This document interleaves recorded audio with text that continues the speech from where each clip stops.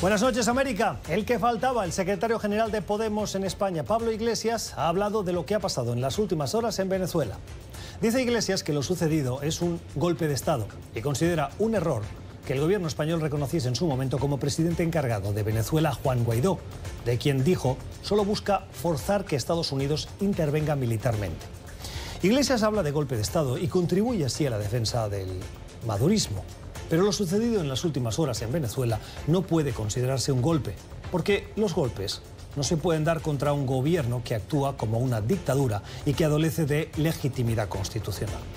Maduro fue quien en enero de 2016 usurpó los poderes constitucionales de la Asamblea Nacional, creó su propio poder legislativo y se reeligió para un nuevo periodo en una elección fraudulenta 2 años después, encarcelando al mismo tiempo a sus opositores y sin permitir observación internacional. Golpe no, señor Iglesias. El líder de Podemos dijo también que Venezuela es un país hermano.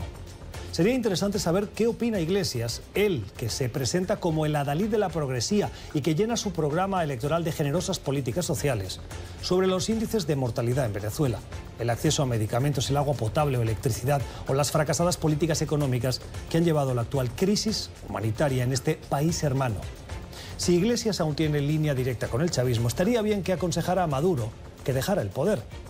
Iglesias, que apoyó la moción de censura contra Mariano Rajoy en 2018 por una cuestión, dijo, ética y por ser necesaria. Hoy no le faltarían argumentos en Venezuela. Son las 8 en Bogotá, Lima, Quito, las 9 en la costa este de Estados Unidos y Santiago de Chile, y las 10 en Buenos Aires. Y esto es Cuestión de Poder. Bienvenidos. Hoy en el programa, luego de la puesta en marcha de la Operación Libertad, ¿sigue Estados Unidos teniendo la opción militar sobre la mesa? Elliot Abrams responde. Dura política migratoria. La administración Trump busca cobrar a quienes soliciten asilo en la Unión Americana. Joe Biden el más respaldado por los votantes demócratas para las elecciones de 2020. Victory is winning for our country. Hoy comienza un cambio de régimen político. Desde nuestros estudios en Washington, la opinión, el análisis y las voces que nos ayudan a comprender nuestro mundo. Es cuestión de querer, es cuestión de poder. Comenzamos este repaso de algunas cuestiones de la actualidad, notas con pie de página o la voz de los expertos. La primera. Hoy el fiscal general William Barr ha acudido al Senado de los Estados Unidos, ha sido acribillado a preguntas sobre el informe de Robert Mueller.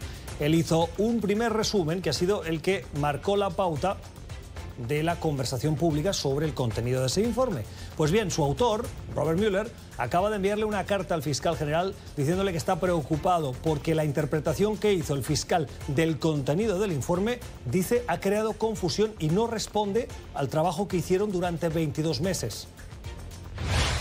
La carta resumen que el departamento envió al Congreso y a la opinión pública al final de la tarde del 24 de marzo no reflejó completamente el contexto, la naturaleza y el contenido del trabajo y las conclusiones de esta oficina. Nosotros comunicamos al departamento esa preocupación la mañana del 25 de marzo. Ahora hay una confusión pública sobre aspectos críticos de los resultados de nuestras investigaciones.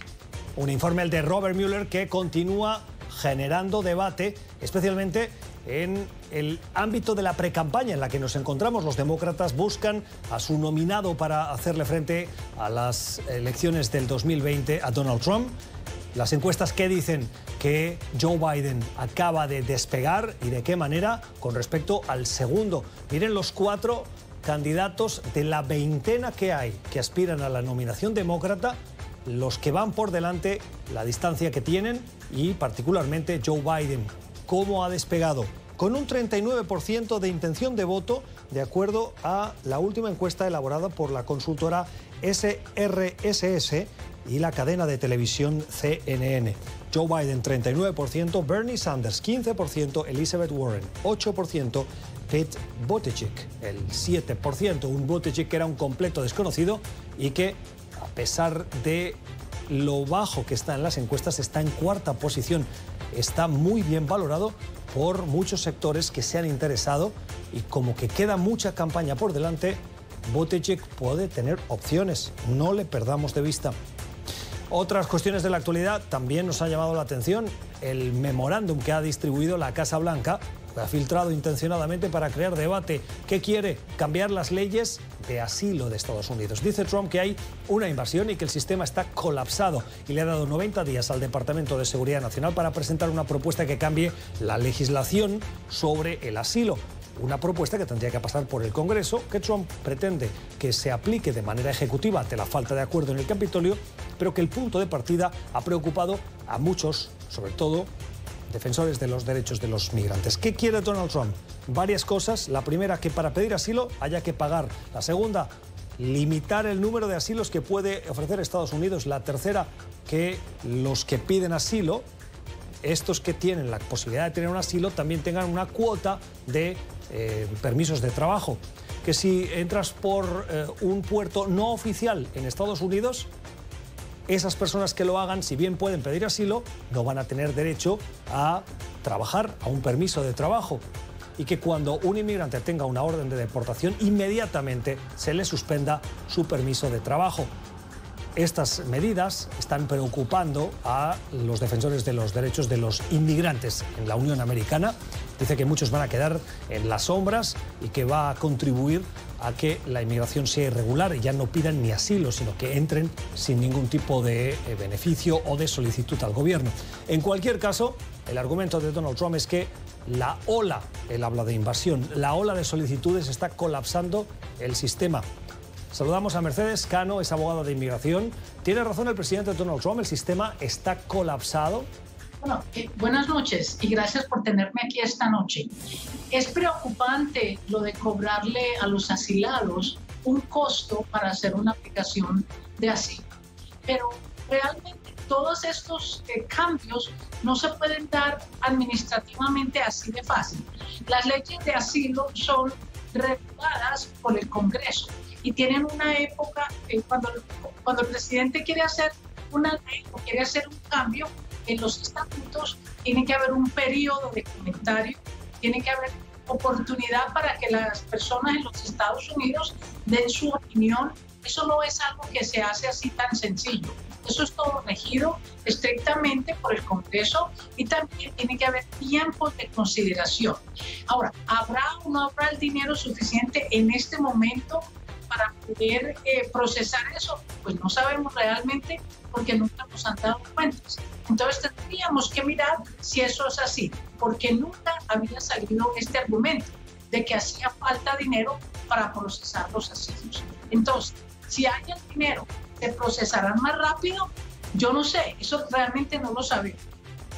Abogada, ¿qué consecuencias puede tener particularmente la medida de cobrar por solicitar asilo? Para cobrarle a las personas que están aplicando para asilo es totalmente, no solamente contraproducente, sino que va contra lo que ya está establecido, las leyes y los estatutos, porque eso lo maneja el Congreso. 1. 2. El asilado que entra a los Estados Unidos entra sin nada, entra pidiendo protección por su vida.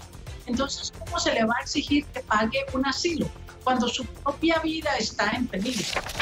Y la mirada en positivo para cerrar este repaso de algunas notas de la actualidad se llama Freddie Payne, tiene 8 años, es británico y nació sin la mano derecha.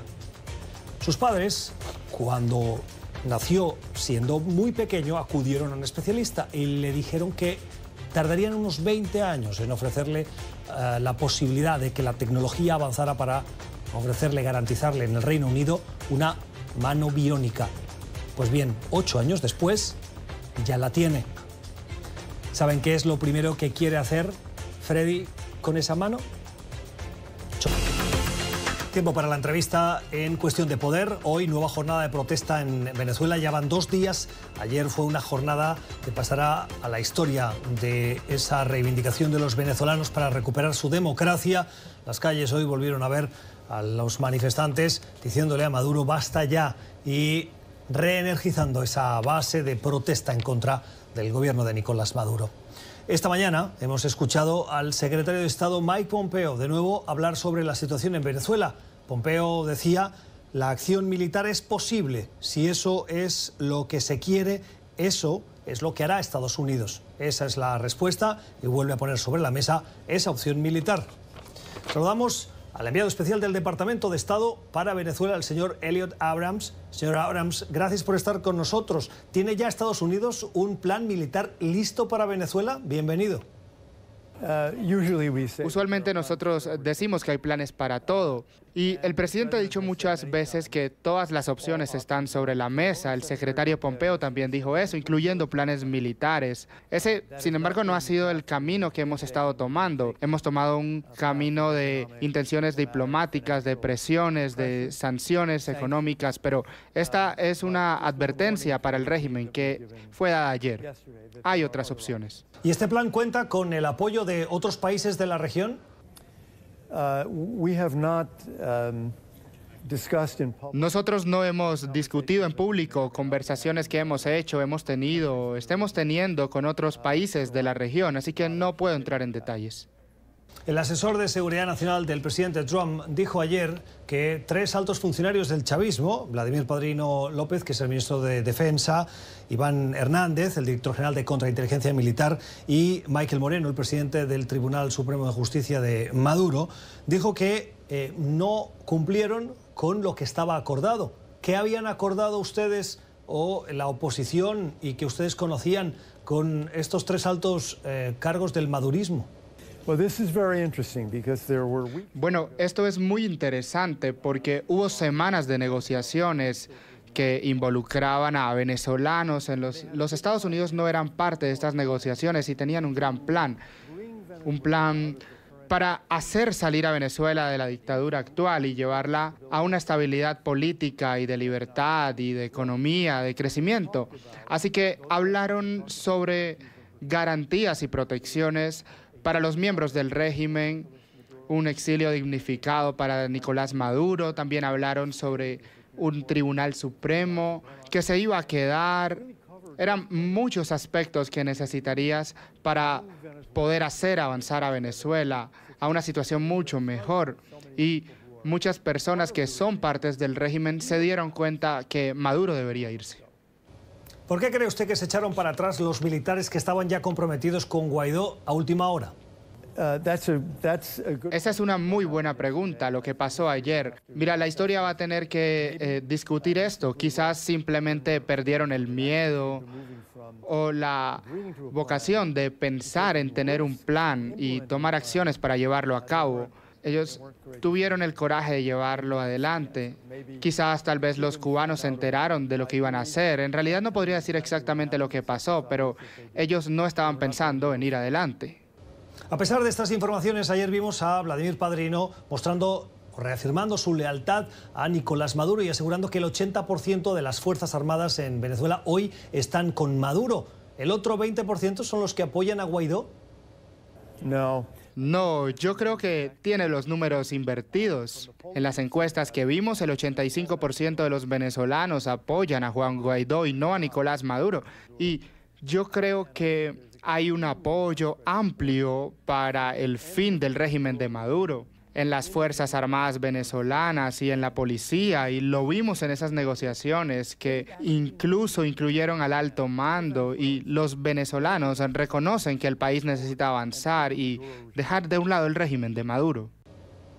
Ayer en Venezuela fue liberado Leopoldo López y Juan Guaidó y Leopoldo López fueron acusados en esa intervención de Maduro a última hora del día de estar al frente de haber cometido actos terroristas y violaciones contra la Constitución. Y hay 3 fiscales especiales que por orden de Maduro ya investigan esa implicación en esos presuntos actos o acusaciones.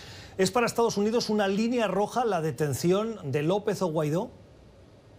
I think that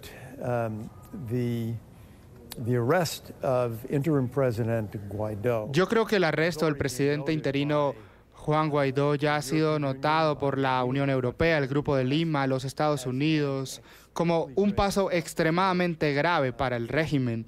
Ellos no lo han tomado ni en enero, febrero, marzo ni abril, y veremos si lo toman ahora. Pero para muchos países, por ejemplo, los países europeos y latinos que consideran las restricciones de visas, de viajes, ese paso sería el movimiento que considero que los haría tomar una línea más dura contra el régimen. El secretario de Estado Mike Pompeo reveló en las últimas horas que Nicolás Maduro tenía un avión listo para abandonar Venezuela y cuando se disponía a hacerlo, los rusos fueron los que le hicieron cambiar de opinión. ¿Por qué cree que cambió de opinión Maduro? Bueno, creo que fue muy interesante. Este fue un día muy importante en Venezuela, en la historia política de Venezuela, y Maduro estaba escondido, estuvo escondido todo el día, por 12 horas no apareció en público, mientras Guaidó estaba en toda la ciudad. Creo que él estaba tratando de decidir cuáles eran sus opciones y sabemos que muchas opciones del régimen, muchas personas, los altos ejecutivos, han sacado a sus familiares fuera de Venezuela. Así que Maduro estaba tratando de decidir y mientras lo hacía, obviamente los rusos y los cubanos le dijeron, espera, quédate aquí. Trataron de controlar la situación, pero es interesante que Juan Guaidó no está pensando en huir, sino es Nicolás Maduro quien estaba pensando en hacerlo y no pudo mostrar su cara hasta muy tarde en la noche al pueblo venezolano. Rusia es sin duda un actor fundamental en el apoyo a Maduro. ¿Qué le puede ofrecer Estados Unidos a Rusia para que cambie de opinión y dejen de apoyar al régimen de Nicolás Maduro? Bueno, esta es una decisión de parte de los rusos para hacer su relación con los Estados Unidos peor y para invertir en un régimen que tiene muy poco apoyo en Venezuela. Este es un asunto entre los Estados Unidos y Rusia y tenemos una lista de opciones que en realidad el presidente, el secretario de Estado y otros están revisando en este momento y vamos a responder a Rusia. Lo haremos directamente. El congresista republicano por Florida, Mario Díaz-Balart, ha dicho en las últimas horas, ha insinuado que ese apoyo ruso a Venezuela podría estar incluyendo el desarrollo de capacidades de armamento nuclear, de instalación de armas nucleares en Venezuela. ¿Tiene usted evidencia de ese apoyo? No he visto ninguna evidencia de esto. He visto mucha evidencia de que los rusos están allí. Nosotros sabemos que esos aviones aterrizaron allí hace unas semanas, ayudando a las fuerzas militares de Maduro y otras formas. Personalmente no he visto nada sobre misiles nucleares y creo que Putin es lo suficientemente inteligente para saber que los Estados Unidos nunca permitiríamos eso. Sobre el apoyo de Cuba a Venezuela, el presidente Trump en las últimas horas ha vuelto a redoblar sus amenazas al gobierno de Miguel Díaz-Canel y ha advertido que están preparando nuevas sanciones con este mensaje de Twitter. Si las tropas y milicias cubanas no cesan inmediatamente operaciones militares y de otro tipo con el propósito de causar la muerte y destrucción de la Constitución de Venezuela, un completo embargo junto a sanciones del más alto nivel se impondrán sobre la isla de Cuba. Con suerte, todos los soldados cubanos regresarán a su isla prontamente y en paz. Señora Abrams, ¿qué sanciones está preparando el Departamento de Estado, el gobierno de Estados Unidos? Bueno, nosotros anunciaremos esos pasos cuando estemos listos, pero nosotros hemos revertido muchos de los pasos que fueron tomados bajo la administración de Barack Obama. Nosotros lo vemos de alguna manera como una prueba. Si el presidente Obama hizo eso, ¿cómo reaccionaría el régimen cubano? Bueno, está respondiendo con menos libertad para los cubanos y una mayor relación con el régimen venezolano, así que hemos estado revirtiendo los pasos.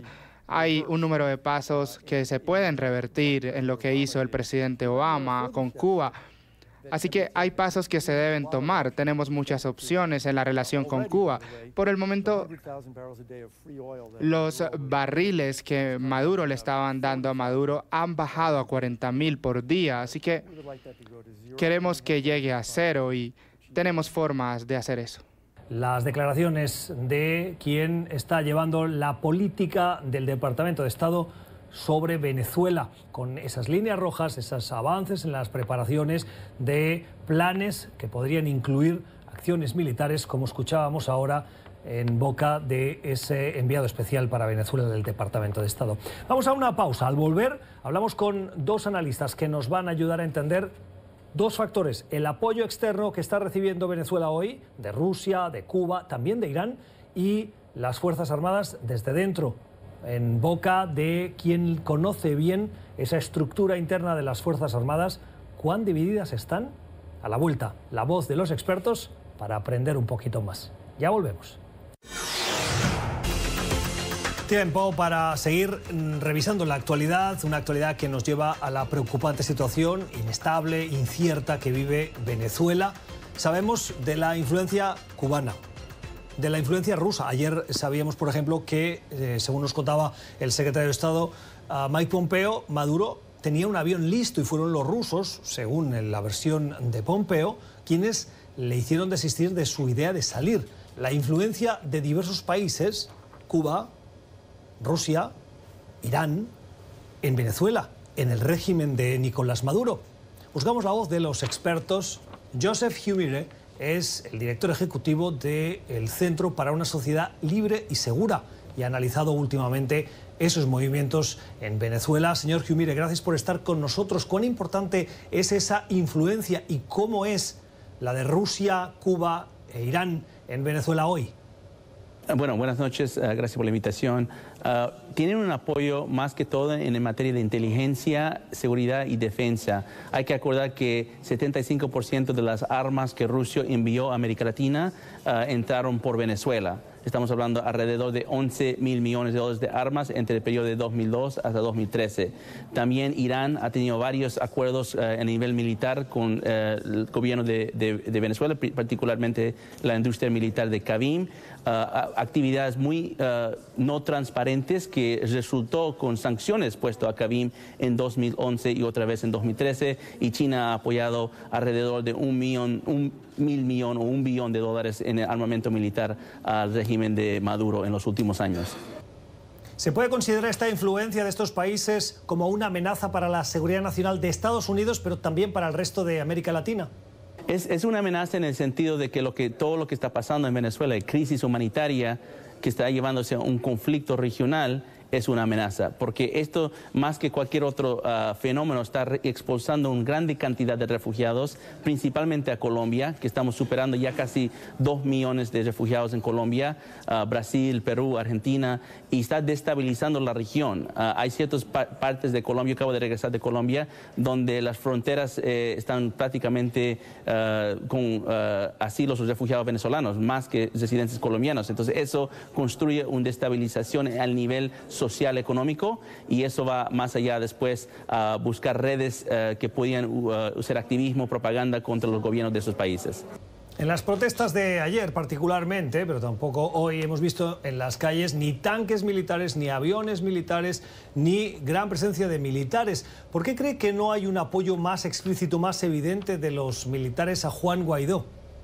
Mire, yo creo que justo lo que estamos hablando, los militares de Venezuela creo que entienden que el poder no está dentro de sus manos, que hay poder extrarregional que fue traído por Maduro a Venezuela de otros países, que está controlando, observando, monitoreando no solo a los militares, pero también a los militares, que si ellos salen fuera de la línea les pueden reprimir, les pueden detener y les pueden matar, justo como lo están diciendo con el pueblo venezolano. Los militares saben esto creo que mejor que los ciudadanos, porque ellos han estado más cerca a estas redes que están de apoyo. Entonces, en cierta parte yo siento que hay que ver un compromiso a nivel no solo de Guaidó, pero en la comunidad internacional, que van a enfrentar a estas redes de una forma práctica y una forma efectiva, donde van a poder desmantelar esta alianza que tiene a Maduro en su poder.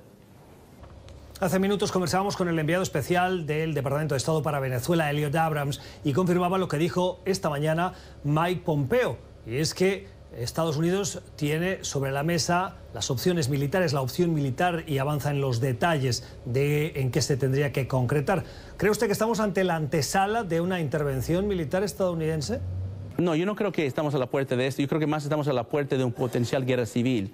Porque si los militares van a respaldar a Guaidó, y parece que poco a poco están yendo a respaldar a Guaidó, mientras los militares van respaldando a Guaidó, Maduro se está fortaleciendo con fuerzas irregulares, que incluyen milicias civiles, que incluyen a grupos terroristas y que incluyen también a contratistas de fuera de América Latina. Entonces, estos grupos irregulares están preparados para este tipo de guerra y el conflicto, y yo creo que el peor de los casos vamos a ver este enfrentamiento entre los militares y estas fuerzas irregulares que pueda resultar en muchos muertos en Venezuela. Es la opinión de Joseph Humire, el director ejecutivo del Centro para una Sociedad Libre y Segura, experto en seguridad. Señor Humire, siempre un placer escucharle. Gracias por estar en Cuestión de Poder esta noche. La opinión de los expertos en esa advertencia de posible conflicto civil dentro de Venezuela. Pero las Fuerzas Armadas están jugando un papel fundamental, al menos hasta la fecha, en apoyo a Maduro, algo que reclama Juan Guaidó e insiste en que, sin que sea público, sí le están apoyando, pero no se traslada esto en un apoyo material, físico, que veamos. Vamos a saludar a alguien que conoce bien el interior de las Fuerzas Armadas en Venezuela. Nos ha pedido que no revelemos la ubicación en la que se encuentra porque es una persona que por sus revelaciones periodísticas es perseguida. Es Sebastiana Barráez, es periodista especializada en fuerzas militares, particularmente de Venezuela. Señora Barráez, gracias por estar con nosotros. ¿Cree usted que debido a esta falta de apoyo público de las Fuerzas Armadas, Leopoldo López y Juan Guaidó tuvieron que adelantar la que ellos consideran Operación Libertad unas horas o un día para que se pusiera en marcha? Sí, hay dos cosas. Una es, yo no considero que fue contundente lo dicho por el ministro de la Defensa. Creo más bien que su pronunciamiento resultó a destiempo y resultó sin la fuerza y la contundencia que debería tener ante un escenario como el que se estaba en ese momento en el país. Por otra parte, creo que hay informaciones, además confirmadas realmente, de que este pronunciamiento de militares hoy, pues sencillamente fue tomado apresuradamente porque estaba pautado para las próximas horas o los próximos días. No sé exactamente qué fue lo que obligó a que se tomara esta decisión, pero sin duda alguna que se tomó de manera anticipada. Según la administración estadounidense, en los últimos meses ha habido conversaciones con altas figuras del chavismo. Lo dijo el asesor de seguridad nacional del presidente Donald Trump en una primera instancia a través de su cuenta de Twitter. Vladimir Padrino, Iván Hernández, Michael Moreno, su tiempo se ha acabado. Esta es su última oportunidad. Acepten la amnistía del presidente interino Guaidó, protejan la Constitución y eliminen a Maduro y los eliminaremos de nuestra lista de sanciones. Quédense con Maduro y se hundirán con el barco. El mensaje de Bolton refiriéndose al ministro de Defensa, al director general de Contrainteligencia Militar y al presidente del Tribunal Supremo de Justicia del gobierno de Maduro. ¿Cuáles son, señora Barráez, a su juicio, los próximos pasos con estas altas figuras del madurismo? Mira, yo no sé realmente, o sea, no hay que quiera dudar de lo que dijo el señor Bolton. Yo creo que aquí hay una cantidad de informaciones y contrainformaciones y digamos que yo prefiero mantenerme en el hecho de lo que puede ser comprobable y demostrable. Ahora bien, uno podría suponer que no hay duda de que la situación interna de la Fuerza Armada está reclamando una salida ante la situación que vive el país.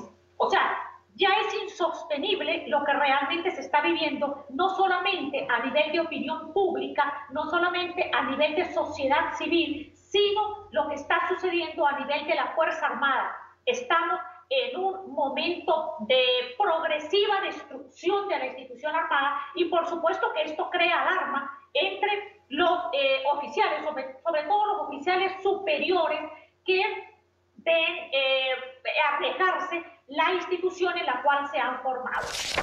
La opinión de los expertos en NTN 24, las voces de quienes nos ayudan a interpretar la realidad en Venezuela y el análisis en el tiempo de debate que hoy vamos a compartir aquí en el estudio con quienes ya nos acompañan. Con Yali Núñez, es comunicadora, es directora de medios hispanos del Comité Nacional Republicano. Yali, ¿cómo estás? Buenas noches. Muy buenas noches, un placer estar acá contigo. Gracias por estar con nosotros. Y también con Israel Ortega, es analista político, es vocero de la Iniciativa Libre. Israel, ¿cómo estás? Muy bien. Muy buenas noches, gracias por acompañarnos. Un primer comentario al respecto de la situación en Venezuela y los diversos posicionamientos que hemos escuchado y los acontecimientos que sobre el terreno nos siguen llamando la atención. Esta mañana la opción militar sobre la mesa, pero además con una renovada amenaza, o al menos así lo hemos interpretado, en palabras de Mike Pompeo y hace unos minutos aquí en el programa de Elliot Abrams. ¿Es la opción militar la salida?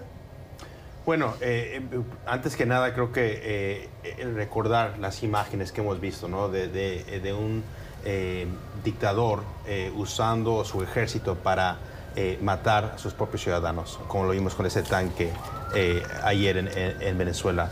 Es horrible ver eso. Creo que no podemos mirar al otro lado al ver esas imágenes, y es por eso que estamos viendo no nada más Estados Unidos, pero también países de Latinoamérica que están pidiendo cambio. Pero eventualmente el cambio tiene que venir de Venezuela, y creo que es la única forma como vamos a realmente ver a Maduro salir, ojalá para siempre. Sí, pero hemos visto que ha habido negociaciones. En las últimas horas conocíamos esas conversaciones que también nos revelaba ahora, o nos explicaba con un poquito más de detalle Elliot Abrams, de la oposición con altos mandos del madurismo, que en el último momento se echaron para atrás. Yali, ni las conversaciones ya son de fiar. ¿Cuál es la salida? Bueno, todas las opciones están sobre la mesa. Eso es algo que ha repetido en reiteradas ocasiones el embajador Bolton, lo ha repetido, y consejero nacional de seguridad también, lo ha repetido el secretario Pompeo, el presidente, el vicepresidente. Todas las opciones están sobre la mesa, y la militar tampoco se descarta. Estamos viendo una Venezuela en donde, como dijo Israel correctamente, los tanques de guerra se los están arrojando encima a las personas como si fueran aplanadoras, como si los seres humanos no significaran nada para ellos. Ellos no entienden que Venezuela ya está cansada de la pobreza, cansada de la miseria en la que la tienen sumida, y que quieren democracia. Hemos visto al presidente interino en las calles, al presidente Guaidó en las calles con Leopoldo López, mostrando la cara de que no es solamente un sector de la población. La gran mayoría de Venezuela, el 99.99% de Venezuela quiere un cambio, y yo sé que lo van a conseguir. Usted es cubana. El presidente Trump en las últimas horas ha redoblado también las amenazas a Cuba para fortalecer el embargo y imponer nuevas sanciones. Decía Elliot Abrams que no va a revelar por dónde van los tiros, pero que sí están trabajando en esas sanciones para endurecer la presión sobre la isla. Hasta la fecha, esa política de presión al gobierno de Cuba no ha funcionado. ¿Por qué tendría que ser diferente ahora? Bueno, yo creo que primero que nada tenemos que evaluar la situación de que Cuba es quien ha manejado y continúa manejando Venezuela. Eso se sabe. Ahora con el apoyo de Rusia, con cierto apoyo de China. Entonces, si quieren apretar las tuercas que hay que apretar son las tuercas correctas que hay que apretar son las de Cuba, porque son los que tienen la mayor influencia sobre Maduro y sobre lo que está sucediendo en Venezuela. Hemos visto por muchísimos años ya al pueblo cubano sufriendo lo que es el socialismo, y a un sector que realmente no se ha despertado por la gran ignorancia que hay dentro de Cuba debido a que no hay medios de comunicaciones que digan la verdad. Entonces, el gobierno de los Estados Unidos, la administración Trump, ha sido muy clara. Ningún gobierno, ni el de Rusia, ni el de Cuba, ni ningún otro tiene por qué intervenir en la democracia de Venezuela. Los venezolanos están buscando un cambio y lo deben obtener. No, estoy de acuerdo. Yo creo que mi única diferencia sería que siento que la opción militar sería una opción que no sería buena para Estados Unidos. Creo que el cambio, yo reitero, tiene que venir de Venezuela y del pueblo venezolano. Creo que el tomar ese paso donde Estados Unidos está interviniendo va a traer memorias, ¿no?, de lo que hemos visto que ha pasado en otras ocasiones en la historia de este país. Entonces, mi esperanza es que las sanciones sean implementadas y correctamente. O sea, la presión tiene que ser aplicada, como dice Yali, a Venezuela, a Cuba, a Nicaragua, a otros países que están ayudando a Maduro a mantener el poder, porque creo que esa es la única forma como las sanciones y el pueblo venezolano también actuando va a traer el cambio necesario. Debate hoy con Yali Núñez y con Israel Ortega, el día en el que William Barr ha comparecido de nuevo en el Senado de los Estados Unidos. Ha sido interrogado, acribillado a preguntas, especialmente por parte de los demócratas, también los republicanos, sobre su trabajo en la recepción y el manejo del famoso informe de Robert Mueller. Esto, el mismo día en el que, a través de los medios de comunicación, hemos conocido esta carta, una carta que le ha enviado Robert Mueller a William Barr, en el que le expresa preocupaciones por el resumen que Barr, como fiscal general, hizo en una primera instancia sobre ese informe de más de 400 páginas. Dice Robert Mueller, autor del informe largo y de la investigación de más de 22 meses, que tiene preocupaciones por los mensajes o la interpretación que está haciendo la Fiscalía General del Estado de ese informe, y que está conduciendo a confusión por parte del público de los hallazgos que se incluyen en el informe. ¿Tenemos que estar preocupados por ese comportamiento del fiscal Barr y lo que le dice Robert Mueller, que es un fiscal que fue avalado por demócratas y republicanos y cuya independencia siempre ha sido vista con muy buenos ojos por parte de los legisladores? Bueno, si tiene alguna preocupación, obviamente la está expresando. Yo creo que el fiscal general hizo lo correcto en informar al público en un resumen y después revelar el reporte completo para que el público tenga conocimiento de lo que ha sucedido, de qué fue lo que contuvo esa investigación. El reporte general y el sumario que se hizo al principio expresan realmente lo mismo, en resumen, que no hubo una colusión o que no hubo una conspiración criminal con Rusia. Entonces no entiendo por qué quieren ir pasos extras con todos estos cuestionarios e investigaciones si ya se probó que no hubo ningún tipo de obstrucción en ese sentido. El informe deja claro que no hubo conspiración entre la campaña de Trump y el entorno del Kremlin, pero no entra en presentar cargos ni exonerar al presidente de obstrucción a la justicia, que es otro tema distinto, y es ahí donde le está poniendo el acento. Incluso esta mañana William Barr ha dicho que se mostrará sorprendido de por qué Robert Mueller no había formalizado esas acusaciones contra el presidente Trump por el tema de la obstrucción a la justicia. Totalmente, porque es que si realmente no hay y entiendo perfectamente a lo que se refiere A.G. Barr, o sea, el fiscal general Barr, porque si no hay un crimen, no tiene por qué no exonerarlo. Y si hubo un crimen, ¿por qué en ese momento no aplicó la ley? ¿Por qué no dijo, ¿sabes qué? Hay una incriminación en este sector por obstrucción, vamos a aplicar la ley con todo el peso que conlleva? Entonces, si esto es a lo que estamos viendo, no entiendo cuál es el motivo de la preocupación si ya el reporte se presentó y el reporte se ha hecho completamente público. Bueno, yo creo que para muchos demócratas están viendo este memo y están viendo el sumario que dio Mueller y viendo si quieren continuar con investigaciones. Creo que el riesgo que ellos toman es que el pueblo americano creo que ya está cansado, francamente, de todo esto, confundido de cierta manera, pero creo que también cansado, dado que el mismo sumario dijo que no hubo colusión y que no hubo actos criminales. Entonces, yo no sé si sea esto lo necesario para los demócratas si quieren ganar el 2020.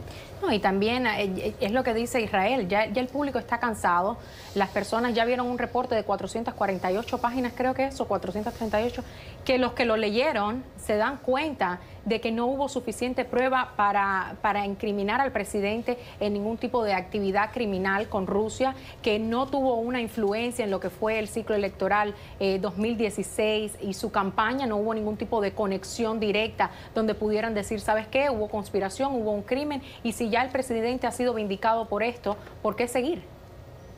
Último tema. La intención de esta administración de cambiar la política de asilos de Estados Unidos. Quiere endurecerla. Es un documento, una propuesta que inicia su recorrido. Es como funcionan habitualmente los grandes cambios en el país. Se presenta la propuesta, los expertos la valoran, la transforman en ley, la presentan en el Congreso la tramita, la cambia, le da las formas legales para que pueda ser aprobada por el legislativo y el presidente la sanciona. El estadio en el que nos encontramos es el inicial. ¿Qué quiere Donald Trump?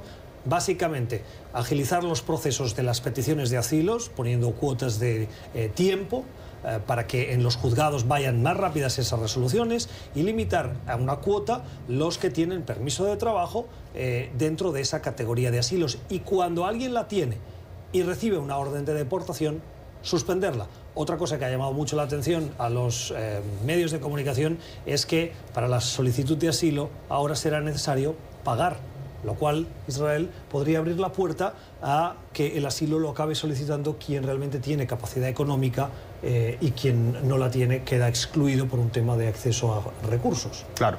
Efectivamente, pero como bien señalas, esto solamente es un memo, aún tiene que ser implementado, en este caso sería por la agencia de Department of Homeland Security, para que eventualmente pueda ser efectuada. Y sabemos que van a haber las cortes van a tener que intervenir porque esto va a ser desafiado por algunos grupos. Mi preocupación es que en lugar de trabajar con el Congreso, estamos viendo que nuevamente estamos tratando de hacer esto por la rama ejecutiva para implementar algo que francamente tiene que ser liderado por el Congreso y el presidente. Y creo que esto no va a cambiar el hecho de que hay gente que tiene que emigrar a este país porque está huyendo de pobreza, de violencia, y creo que la solución para eso es que el Congreso abra las avenidas para inmigración legal. Hay trabajo, hay economía, gracias a las políticas del presidente Trump, la economía está creciendo. Así, ¿por qué no crear espacio para inmigrantes que quieren venir a este país y contribuir? Pero cuando usted me dice eso, pienso en las limitaciones que ha puesto el presidente, por ejemplo, en determinados países de mayoría musulmana, a pesar de que las vías son legales, y recuerdo que la solicitud de asilo es una vía legal, lo que vemos son restricciones. O sea, es un poco una contradicción. Totalmente. El reclamo que usted hace de la vía legal cuando lo que vemos es que las propuestas, por muy en un estadio inicial en que se encuentren, están poniendo restricciones. Totalmente. Por eso estoy pidiendo que se hagan las dos cosas. El presidente también, como tú dices, ha dicho ciertas cosas, ¿no? de limitar inmigrantes, pero también en el discurso de este país, el State of the Union, él dijo que él quiere ser el presidente que le dé la bienvenida a más inmigrantes. Entonces, seguir eso. Y a más inmigrantes con méritos que puedan contribuir a lo que continúa siendo una economía en auge en este país con los números más impresionantes de desempleo para diferentes comunidades, como la comunidad hispana, por ejemplo, con un 4.7, algo realmente sorprendente y que se ha logrado gracias a esta administración. También lo que vemos con las peticiones de asilo, y Estados Unidos siempre ha sido el país más benevolente del mundo. Queremos que continúe siendo así, pero que sin embargo las peticiones que se hagan sean con méritos realmente, que no sea porque quiero inmigrar solamente a Estados Unidos y voy a buscar el asilo como una alternativa. Comprendemos los problemas y las situaciones que hay en los diferentes países de donde se están haciendo estas peticiones, pero se está dando una crisis humanitaria, por ejemplo, en nuestra frontera sur, la cual enseña y muestra que hay que reformar este sistema migratorio. Y lo que pasa con la situación del Congreso es que realmente el Congreso, y por eso es que se está llevando un poco más por la vía ejecutiva, el Congreso no ha sido efectivo en buscar una reforma migratoria o un sistema que realmente beneficie, pero a la misma vez cumpla con las leyes que debe cumplir. Pero ahí son responsables los dos partidos, republicanos y demócratas. Nadie está quitando porque en la culpas. primera parte de la legislatura la mayoría de las cámaras era republicana y tampoco se consiguió un acuerdo.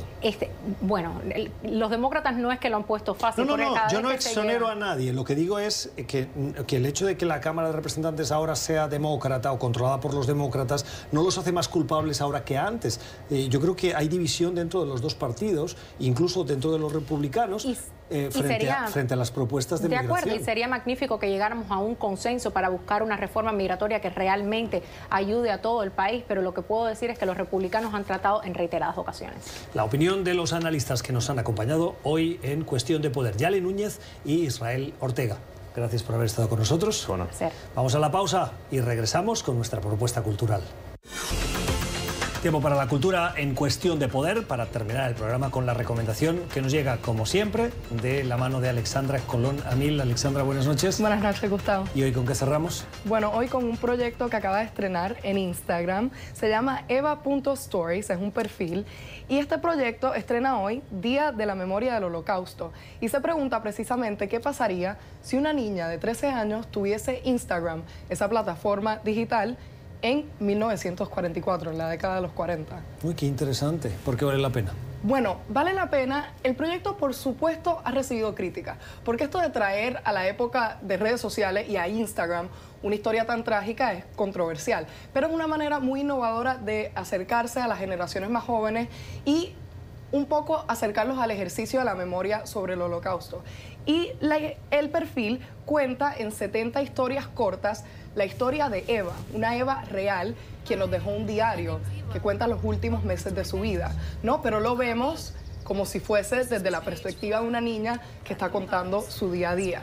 Así que es muy innovador, son 70 cápsulas cortas y las personas pueden acceder a ellos a través de un teléfono móvil o de internet para ver esta historia que se desarrolla. La iniciativa es de un empresario israelí que se llama Mati Kochavi y lo creó con su hija Maya. Entonces hay dos generaciones juntándose para crear un proyecto que un poco nos haga pensar sobre esta trágica historia, ¿no? Eva.stories, un proyecto interesante, me atrevería a decir que sociológico. Y me pregunto, ahora que lo contaba, estaba pensando, ¿qué hubiera pasado, por ejemplo, con los campos de concentración si hubiera habido redes sociales? Muchos alemanes en la época dijeron que desconocían qué estaba pasando en esos campos que estaban al lado de sus propias residencias o ciudades. A lo mejor con las redes sociales hubiéramos podido conocer y los alemanes se hubieran podido dar cuenta del horror de ese régimen nazi. Sin duda es lo que pasa con las redes sociales, ¿no? Más visibilidad a los problemas de hoy. Sí. Bueno, la recomendación cultural eva.stories en Instagram. Gracias, Alexandra. A ti, Gustavo. Y en nuestras redes sociales, ¿qué hemos encontrado? Maduro trata en ese discurso como terroristas a quienes defienden la real democracia. Habla de dar órdenes de no combatir de serenidad, pero no asume la responsabilidad de las tanquetas que arrollaron a decenas de personas que solo protestaban de forma pacífica. Osvaldo, no podemos estar más de acuerdo con ese comentario, no solo por esas tanquetas. La responsabilidad por todo lo que pasa en el país, por esas políticas fracasadas que no ofrecen soluciones, aquí sí, a los problemas reales. Acceso a medicina, alimentos, infraestructuras, agua potable, electricidad. Podríamos continuar porque, desgraciadamente, la lista es muy larga. Y la responsabilidad aquí sí la tienen los que gobiernan. Y hoy es el madurismo. Así terminamos. Gracias por habernos acompañado. Espero que también hayan aprendido hoy un poquito de nuestros invitados, como lo hemos hecho nosotros. Que tengan una feliz noche. Volvemos mañana.